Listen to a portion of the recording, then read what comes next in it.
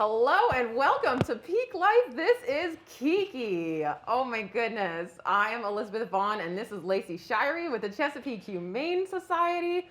Look, I can't even focus. You bring these animals and I can't focus on what we're talking about. I know. They're just Kiki, Lacy, welcome. Thank you. Thank you. Good for to be here being again. I'm excited to see how she does with her first on camera.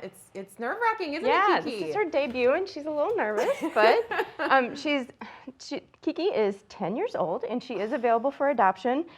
She's actually a very laid-back cat and just loves to hang around with you. So she would be good for a quieter household.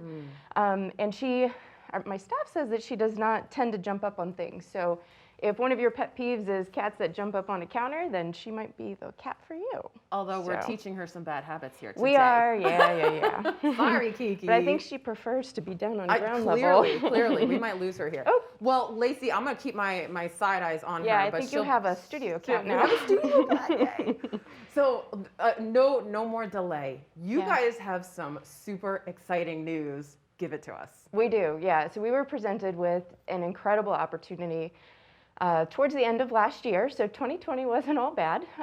We were approached by Las Gaviadas Pet Hotel, and they also ran Animal Assistance League. They have been in business, a mainstay in the community for 30 years, and unfortunately, it was time for them to close their doors. So they donated their property and their building to us.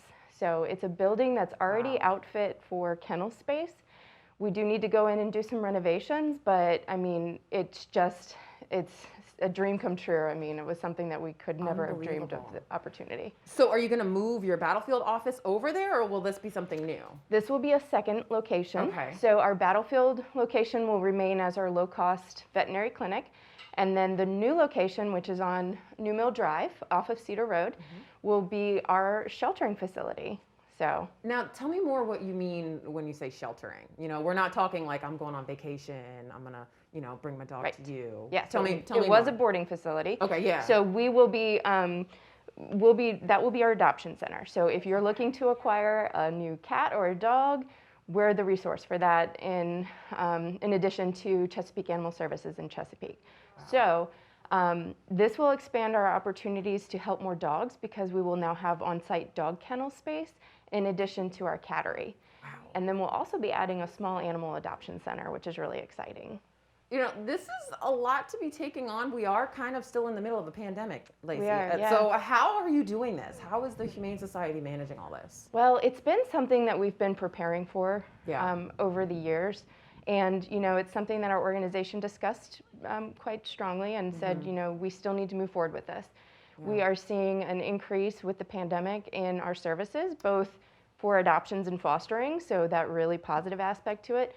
But we're also seeing that our clinic services, that low-cost clinic service for veterinary care, has been an increased demand too to help pets remain in their homes when families might be a little bit more financially strapped. Hi, Kiki, you came back. So that's really, another piece of the pandemic that we often forget about. If you are strapped for cash and you have, can I pick you up, Kiki? Let's see. If you're strapped for cash and you have pets, then that kind of filters down to them too. Then you're wondering, can I afford cat food? Can I afford pet food? It does. So you've seen that over the past several months? We have, and we've seen an increase.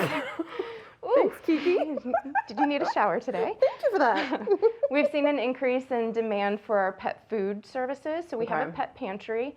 And whether it's temporary hardship, and we've seen a lot of people that weren't in this circumstance, in 2019, and then we're all of a sudden in a situation where they need that kind of assistance. So luckily, our organization and many shelters within Hampton Roads have a pet food pantry where they can offer that service. So. Now, what other kind of boarding? We talked a little bit before we started about the crisis boarding. Tell me what that's all about. So with our new facility on New Mill Drive, we are going to expand into something that we're really excited to be able to offer in Hampton Roads.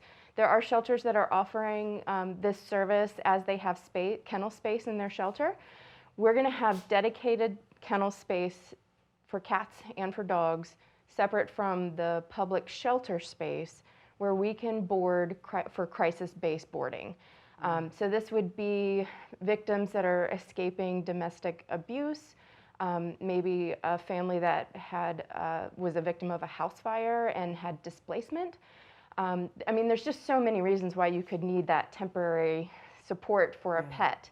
And so that's what we'll be providing, and we're working with the human services in our region so that they can focus on helping the people and we can focus on helping their pets, and then bring them all back together once, you know, they're a little bit more on their feet. Yeah. So we know that domestic abuse victims are less likely to leave if there's a pet in the household. So they will stick around longer because there's no resources for what they can do with their pets.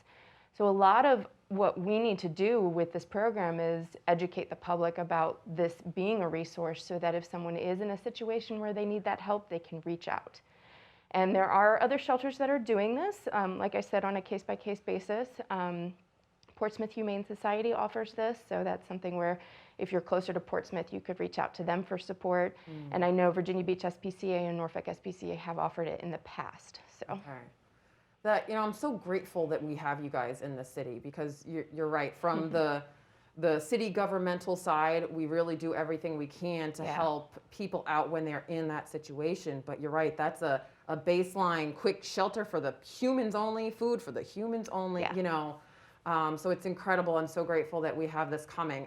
Do you have any kind of timeline? You know, what are we talking about here? Well, I don't know if I want to be pinned to a timeline yet, but let's say later this year. Wow. So hopefully that will be, you know, something that we have more information on soon. I do also want to say that the Samaritan House, I think it was in the last year or two, opened up a facility where they have a house that allows for pets to come with the victims. So there is that resource, but it's one house. Yeah. And the demand that they've seen, I mean, I was speaking with the executive director there, and the demand is higher than what they can house through there. So this would be something where we could support organizations like them, you know, until they have more resources. So incredible. Lacy, we're really, really excited about this. We're going to keep following this project as we go. Okay, I want updates. This is fantastic. Absolutely. So people who want to learn more, ChesapeakeHumaneSociety.org, is that what it is? Chesapeake Humane Society? No, ChesapeakeHumane.org. ChesapeakeHumane.org. Great. Lacy, Shirey, thank you so much for sharing this. We're really excited. Yes, thanks so much for having me. That does it for this episode of Peak Life. Thank you so much for watching. We'll see you again next time.